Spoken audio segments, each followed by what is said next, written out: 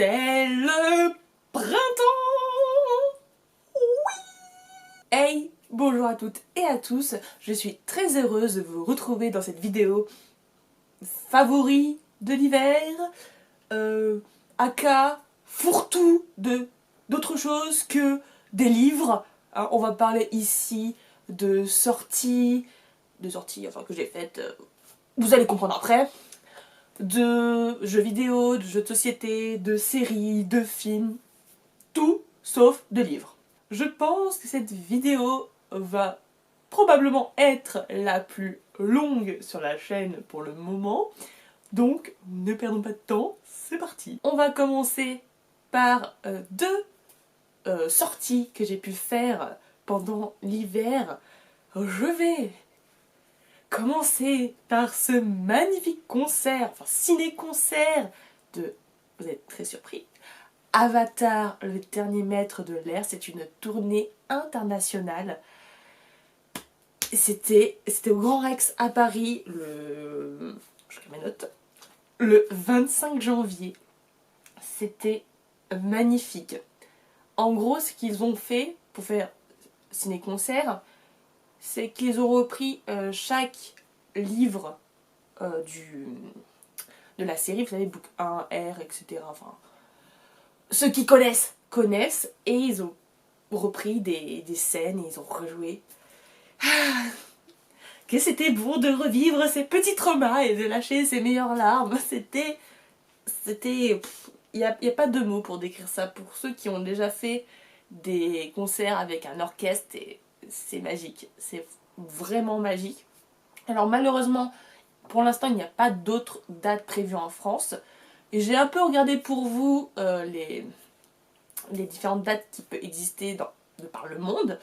Alors c'est un peu complet aux Pays-Bas, en Allemagne, etc. Il me semble que j'ai vu passer une date, je ne sais, à Berlin. Donc s'il y en a qui sont motivés pour aller à Berlin, sachez qu'il y a toujours des places là-bas. En mars, je suis allée voir avec mon amie Cindy, tout comme Avatar, un concert mais vraiment nostalgique, spécial comédie musicale.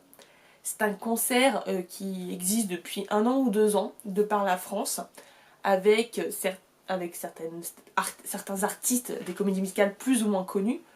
Il y a Damien Sargue, Cécilia Cara, aka Roméo et Juliette. Il y a Merwan Rim, il y a Hélène Ségara, il y a Alexis Loison qui a été le chanteur, c'est celui qui a fait Gaston dans la comédie musicale La Belle, la Bête à Mogador il y a plusieurs années de ça. Je l'adore. Il a aussi joué dans Grise. Il y a Gwendal également qui a joué Simba dans Le Royaume et je l'adore également. Bref, de très beaux artistes. Et là, en mars, il y avait le concert à Paris, au Dôme de Paris. J'allais dire Palais des Sports, mais c'est l'ancien Palais des Sports en gros. Avec plein de guest stars. Nous, clairement, on était juste là pour Mozart l'Opéra Rock, qui avait Michelangelo Loconte. Alors il est aussi sur certaines dates. Et il y avait Florent Bott, la Saint-Symphonie. On a vécu notre meilleure vie. Le spectacle a duré 4 heures. 4 putains d'heures. Ce qui fait qu'on n'a pas eu notre dernier erreur et qu'on a pris un Uber parce que évidemment Mozart l'Opéra Rock c'était à la toute fin. Mais vraiment c'était un spectacle à vivre. Et si ça vous intéresse, alors ce n'est pas avec toutes les guest stars, évidemment c'est plutôt avec ceux dont je vous ai cité avant. Il y a des dates en mai et en juin. Et il y a aussi des dates en novembre et en décembre dans plusieurs zéniths de Paris. Avec des guest stars comme Natacha Saint-Pierre, je sais plus, je crois qu'il y a Julie Zenati à certaines dates, enfin... Voilà, renseignez-vous, c'est vraiment un spectacle qui vaut le coup, qui reprend des comédies musicales américaines, anglaises et françaises. C'est trop bien, alors vous allez bien esquinter votre voix comme nous l'avons fait. Ah, je peux te dire que le lendemain, en plus j'étais malade. Ah, j'ai bien souffert, mais aucun regret. Vraiment, mais c'était magique. Nous allons passer à présent dans la catégorie film. J'ai vu 3 nouveaux films au cinéma. Enfin, plutôt 4, mais le 4e, je vais vous expliquer ça un peu particulier. J'ai commencé cet hiver avec Wonka, clairement pour le scénario. C'était mignon, c'était mignonné, c'était bon enfant, il y avait quelques chansons sympas, petites chansons sympas, c'était coloré, mais je pense que je l'aurais beaucoup plus apprécié quand j'étais enfant. C'est le genre de film que j'aurais regardé en boucle et qui serait devenu mon film de Noël favori, vous voyez, c'était mignon. Je ne regrette pas de l'avoir vu, il fallait le voir, mais ce n'est pas un film qui va me marquer à vie. Alors, pardon, c'est vrai que je n'ai pas résumé l'histoire. En gros, on vous explique comment Willy Wonka est devenu Willy Wonka. Voilà, la jeunesse de Willy Wonka, comment il est devenu un chocolatier connu. On va faire très simple, de toute façon, rien que le titre, vous savez de quoi ça cause. Hein. Ensuite, j'ai pu voir Pauvres créatures, qui ne sont pas mes chats. Pauvres créatures avec Emma Stone. Ce n'est pas le genre de film que je vais voir habituellement, mais il m'intriguait. Il m'intriguait beaucoup. Ici, on va suivre Bella qui a perdu la vie et qui a été ressuscitée par un scientifique. Mais du coup, elle est dans un corps de jeune femme avec un esprit d'enfant.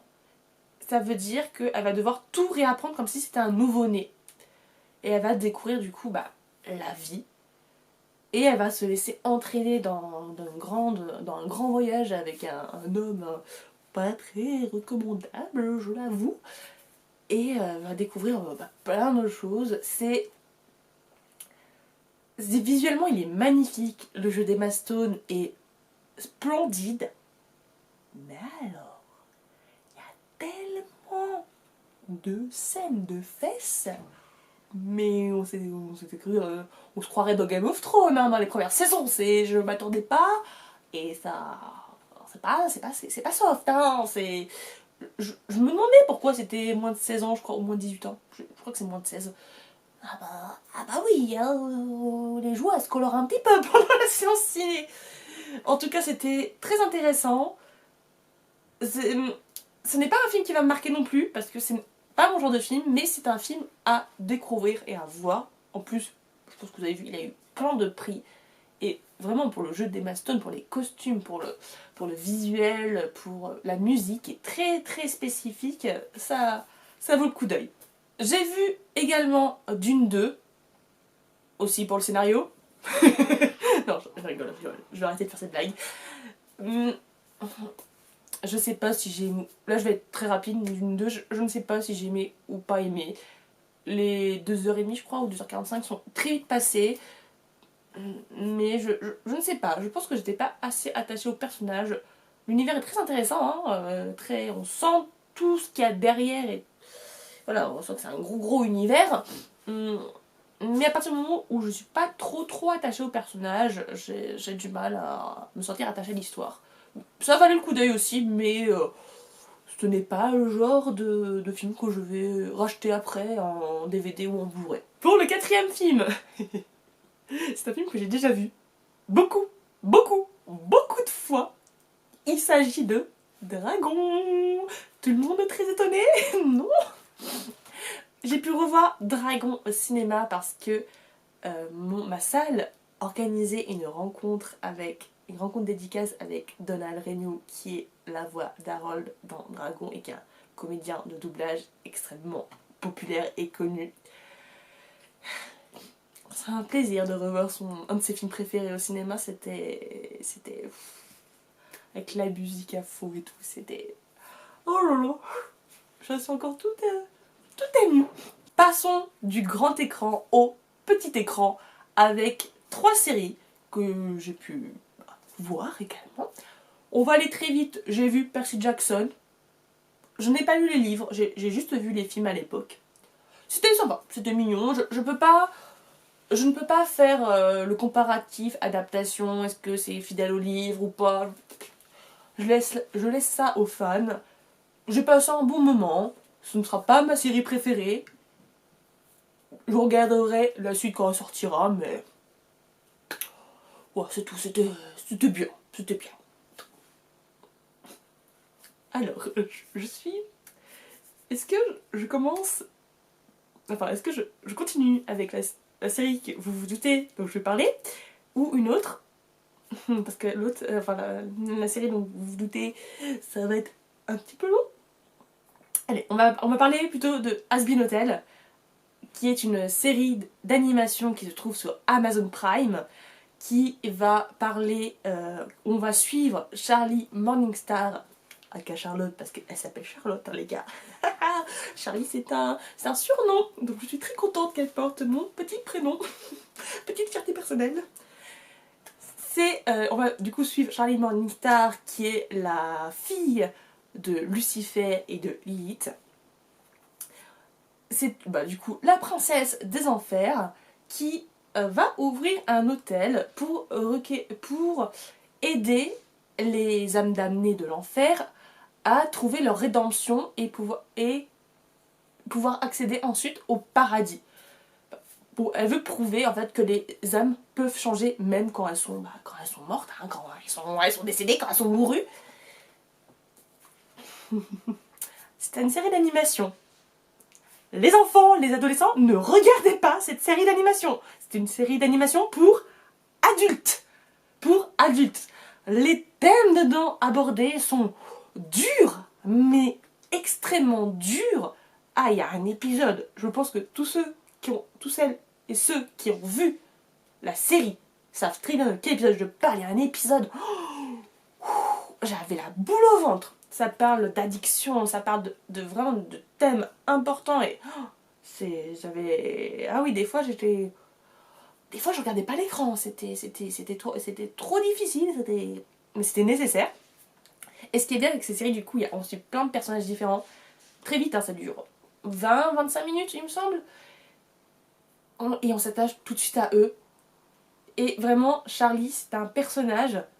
C'est une princesse Disney au pays des enfers, en fait. Elle voit le bon dans chacun. En plus, en VF, elle est jouée par Anaïs Delva, qui est la comédienne de doublage d'Elsa dans La Reine des Neiges. Donc ça vous laisse. Et en plus, dans cet enfer, il chante. Il y a plein de chansons. Alors, je ne sais pas si c'est dû à la VF ou non, mais il y a certaines chansons, parfois je ne comprenais pas les paroles. Je sais pas si c'était le son, je sais pas, il y avait une manière de faire qui fait que je ne comprenais pas toutes les paroles. Donc il faudrait que je les réécoute et aussi écouter la version anglaise, ce serait pas mal. Mais vraiment c'était trop bien, les personnages sont super attachants, la VF est aux petits oignons. Alors généralement moi les séries et films qui sont joués par des acteurs, je regarde en VO, mais quand il s'agit de séries d'animation, de films d'animation, je regarde en VF. Parce qu'il faut toujours un travail mais magnifique dessus. Donc. Et là, en plus, un des antagonistes était joué par Emmanuel Curtil. Mais le mec, il a dû s'éclater dessus comme jamais il s'est éclaté sur quelque chose. Il m'a fait mourir de rire. C'était... Voilà. C'était... Je suis un peu partie en vrille. Alors que c'est pas la série où je suis censée partir en vrille. Hein. Alors c'est une série vraiment... C'est très intéressante, mais elle est trash. Elle est un peu gore. Donc... âme sensible, s'abstenir parce que il y a plein de trigger warning, il y a plein de sujets extrêmement difficiles. Oula. Ouh, pardon la caméra. Voilà, on va remettre comme ça. Mais c'est une série que je ne peux que vous conseiller, elle est trop bien. Alors il me reste que 3-4 minutes pour vous parler de ma série que j'attendais depuis longtemps. Parce que ma carte SD va bientôt arriver à saturation et il va falloir que je l'enlève et bref. Faut qu'on parle de Avatar, le dernier maître de l'air. Non, je ne fais pas partie des trackers qui ont détesté Avatar et qui lui ont trouvé tous les défauts du monde, car, rappelons-le, Avatar est une adaptation de la série d'animation. Ça veut dire que ça ne pouvait pas être exactement pareil que la série d'animation. Évidemment qu'il y a des choses qui allaient changer. Évidemment, ça ne va. Il y en a qui vont la trouver mieux, il y en a qui vont la trouver pire que la série d'animation, il y en a qui vont la trouver pareil. Moi je trouve que c'est un bon compagnon, une bonne compagnonne, une bonne compagne, une bonne compagne à la série d'animation. C'est vraiment, il y a des scènes dedans qui ne sont pas dans la série et qui sont juste, mais qui apportent tellement quand on est fan. Et je trouve aussi que c'est une bonne adaptation pour celles et ceux qui ne connaissent pas la série d'animation. C'est simple, c'est efficace. Alors oui, il y a des traits de caractère qui n'apparaissent plus, comme Sokka, qui était super misogyne, qui était super relou, vraiment. Lui, t'as envie de le baffer dans la série d'animation dès le début, mais justement, c'était pour appuyer après sur son évolution qui est magnifique. Pareil, Katara, elle avait été très colérée. Voilà, Katara n'était pas du tout pareil. Là, ils sont pas exactement traités de la même façon, mais je trouve ça tout de même très intéressant. Ah, Zuko, oh là là, Zuko. Est-ce qu'on parle de Zuko Hiro ou pas? Les scènes de Zuko Hiro, les flashbacks, les gars. Les flashbacks. Mon Dieu. Parce qu'en plus, la musique, il y a des reprises. Il y a des reprises et il y a des non-reprises. En fait, je trouve que c'est une bonne petite sœur de la musique. C'est une très bonne petite sœur. Les musiques sont... Ceux qui ont vu la série, épisode 4, vous savez. Vous savez de quoi je parle. L'épisode 4. Oh là là. Et j'ai envie de revoir des extraits de l'épisode 4. Bref. Avatar, pour ma part, c'est une bonne adaptation. Les costumes font un peu... J'aurais voulu des costumes un peu plus crado, on va dire. Un peu plus créatifs, un peu plus réalistes. J'aurais peut-être voulu d'autres comment dire... Oui, par rapport au personnage, garder quelques traits de caractère qui ne sont plus là. Mais sinon, non, je trouvais ça très intéressant. Il y a eu des petits changements bienvenus. Il y a eu des scènes en plus que bienvenues. Et voilà, si vous voulez vous faire votre avis, je ne peux que vous recommander de regarder cette série. Et si vous n'avez jamais vu Avatar, la série d'animation, allez-y! Allez regarder cette série live parce qu'elle est trop bien! Ça va être maintenant la partie jeux. Jeux de société et aussi jeux vidéo. Je vais un peu plus regarder... Oui, mon papier découpé. Un peu plus regarder mes notes pour pas vous dire trop de bêtises. Dans tous les cas, je vais vous présenter 2 jeux de société que j'ai découverts il y a à peine quelques jours. Et aussi 2 jeux vidéo auxquels j'ai pu jouer pendant cet hiver.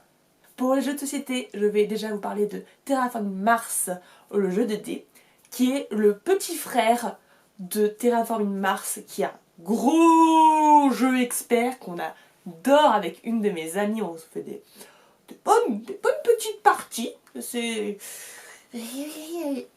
mon record. J'y avais joué une fois avec mon petit frère, enfin un de mes petits frères. Mon record, c'est 4 heures sur ce jeu. 4 heures sous 38 degrés. Je ne sais pas ce qu'il nous a pris ce jour-là. Je ne sais pas. En tout cas, Terraforming Mars, le jeu des dés, comme vous pouvez le deviner au titre, c'est un jeu où il va falloir terraformer la planète Mars grâce à des cartes. On va devoir monter l'oxygène grâce à des forêts. On va pouvoir mettre des océans et augmenter la température. Mais contrairement à son grand frère, on pouvait accumuler des différentes ressources. Ici, on peut accumuler aussi des ressources, mais avec des dés. Donc c'est un jeu où il y a beaucoup plus de hasard. C'est qu'il aura un peu plus compliqué parce qu'il va falloir faire d'autres choix. C'est d'autres types de tactiques et de stratégies très intéressantes aussi. Et ce qui est très bien avec ce jeu, c'est que c'est un jeu intermédiaire. Ça veut dire que ce n'est pas un jeu expert, ce n'est pas non plus un jeu pour la première personne venue qui découvre son premier jeu de société. C'est pour des personnes qui ont l'habitude un peu de jouer. Les règles ne sont pas compliquées à comprendre, mais il y en a quand même quelques-unes à connaître. C'est un jeu pour 1 à 4 joueurs et ça coûte, c'est à ce moment-là que je regarde mes petites notes, 35,90 €. Donc c'est quand même voilà, faut que vous soyez sûr de vous si vous prenez ce jeu. Mais en tout cas, nous on a passé un très bon moment. Moi, je l'ai bien aimé, il était cool. Et du coup, bah, il est plus accessible, donc je me tâte à me le prendre dans ma ludothèque pour pouvoir jouer des parties avec des amis, parce que, bah, comment dire que mes amis qui n'ont pas trop l'habitude de faire de jeux experts, je vais pas leur proposer Terraforming Mars, le jeu initial, hein, non. Alors que celui-ci, il est un peu long, nous on a mis je crois 1 h 30, on était 4, mais il y avait une personne dans le lot qui n'était pas trop habituée à ce genre de jeu. Je pense avec des personnes qui ont l'habitude, 1 heure, 1 heure c'est une bonne moyenne. Pour le deuxième jeu, il s'agit de Darwin's Journée, où on va suivre... Attends, je reprends mes notes, qu'est-ce qu'on fait? Enfin, je connais le jeu, mais apparemment il y a un petit thème, une petite histoire. En gros, on se remémore les souvenirs de Charles Darwin lors de son aventure à travers les îles Galapagos. Donc on va essayer de découvrir des animaux. C'est un jeu de placement d'ouvriers où il va falloir cumuler des points de différentes manières. Moi, je me suis fait exploser ma tête.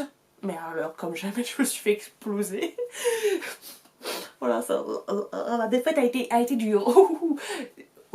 Déjà, au bout de 2 tours, je savais... Il y a 5 manches. Oui, il y a 5 manches. Déjà, au bout de 2 manches, je savais que c'était mort pour moi. Que c'est impossible que je rattrape les points. Mais bon, c'était très cool. Alors, ici, par contre, il s'agit d'un jeu expert. Il y a beaucoup de règles à assimiler. Mais... franchement, ce n'est pas le jeu le plus expert, le plus difficile des jeux experts auxquels j'ai joué. Ça, une fois qu'on a compris les règles, ça va. Tout est très logique. On prend peur parce que le plateau est énorme, comme beaucoup de jeux experts, mais c'est assez simple en fait. Dans la pratique, c'est. On a mis beaucoup de temps à comprendre les règles, parce qu'il faut le temps d'expliquer. Hein. Je crois que on nous a expliqué les règles pendant 1 demi-heure, il me semble, mais sinon, une fois qu'on y joue, non, en fait c'est assez simple. Il faut juste placer ses ouvriers, payer de l'argent, faire ce qu'il y a écrit sur les cases, et c'est tout. Faire les actions qui sont demandées, tout simplement. Et comme il y a 5 manches, à 2 joueurs, on a joué... 2 joueuses, on a joué en 1 heure, je crois. En plus des règles à assimiler, mais on a joué en 1 heure. Bon, on a l'habitude de jouer, donc venez pas vous plaindre si vous mettez plus de temps avec d'autres personnes. Mais en tout cas, 1 heure de joueuse pour un jeu expert, je trouvais ça... Non, c'était cool. Un bon jeu aussi que j'ai bien aimé. De toute façon, si je ne l'avais pas aimé, il ne serait pas ici. Passons maintenant aux jeux vidéo. Alors, moi les jeux vidéo... J'adore les jeux vidéo.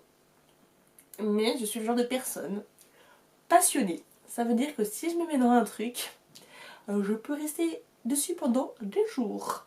Quitte à avoir les yeux injectés de sang. Ce qui m'est arrivé pendant Horizon, le jeu Horizon. Oh là là. Mais là en tout cas je vais vous parler de petits jeux cosy. Je vais vous parler de Aka, où on va incarner un petit panda roux qui revient de la guerre. Donc il y a des petits traumas. Et il y a des... Voilà, on va accumuler, on va faire son petit jardin, on va cuisiner, on va fabriquer des objets, on va rencontrer des esprits qui sont en fait les défunts que le petit panda roux a connus. Donc c'est super triste. Voilà. Pardon. Donc oui, ça cool, on va remplir quelques petites missions pour les esprits, pour des petites quêtes. C'est tout mignon. Alors je l'ai pas terminé, hein. J'étais dessus pendant l'hiver, pendant les vacances de Noël. Je me remettrai sûrement dessus à un moment donné, mais c'était sur Nintendo Switch, du coup, ce jeu-là. Il doit être peut-être sur d'autres consoles. C'est vrai que j'ai pas pensé à regarder si c'était sur d'autres consoles des jeux que je vais vous présenter. En tout cas, là, les 2 jeux que je vous présente, ils sont sur Nintendo Switch, ça c'est sûr. Pas trop cher, une petite quinzaine d'euros, je crois. Pas plus. Non, il était tout mignon. Et j'ai aussi joué à Potion Permit, où là, le style, ça m'a beaucoup fait penser aux anciens Pokémon sur la Game Boy. C'est vraiment le style vieux jeu pixelisé, bon, avec un peu de couleur quand même, où on incarne un apothicaire qui arrive dans une nouvelle ville et où les habitants sont très, comment dire, ils sont comme ça. Ils aiment pas les apothicaires parce que le dernier apothicaire qui est venu, il a fait de la merde. Et votre rôle, bah, ça va être de soigner les habitants, faire ami avec eux, combattre des monstres pour accumuler des ressources pour faire vos potions pour guérir les gens. Non, c'est pareil, un petit lifestyle. Bon, je sais pas si on appelle ça un lifestyle, je sais pas comment ça s'appelle. Mais les tout mignonnets aussi. Alors, c'est le genre de jeu AK et potion permis, c'est un peu le genre de jeu redondant. C'est vous faites tout le temps les mêmes choses. Hein. Vous faites des petites caisses, vous allez chercher des ressources, vous fabriquez des trucs et voilà. Donc, moi j'ai des périodes où j'adore ça et des périodes où non, non, j'ai pas envie. Donc là, je suis dans ma période où j'ai pas envie, donc je n'ai pas fini ces jeux. Mais en tout cas, non, c'était passé un petit moment, voilà, c'était sympa, sans prise de tête, c'était cool. Ah, ça y est, cette vidéo est à présent terminée. Alors, ne vous plaignez pas de la longueur, parce que à la base, je voulais vous présenter des artistes que j'ai découverts pendant l'hiver, mais dans quelques jours, je vais aller au Salon Fantastique et à la Japan Party, et je vais pouvoir acheter des choses à ces artistes. Donc je vous présenterai les petites illustrations, les petites choses lors d'une prochaine vidéo favori, j'imagine aussi, favori de printemps. Je pense. Donc voilà, ça va être très bien. C'est un peu ce genre de choses que vous voyez derrière moi. C'est beau, hein. Voilà, ça, des dessins de ce genre-là. J'ai hâte de dépenser un rein. J'ai très hâte.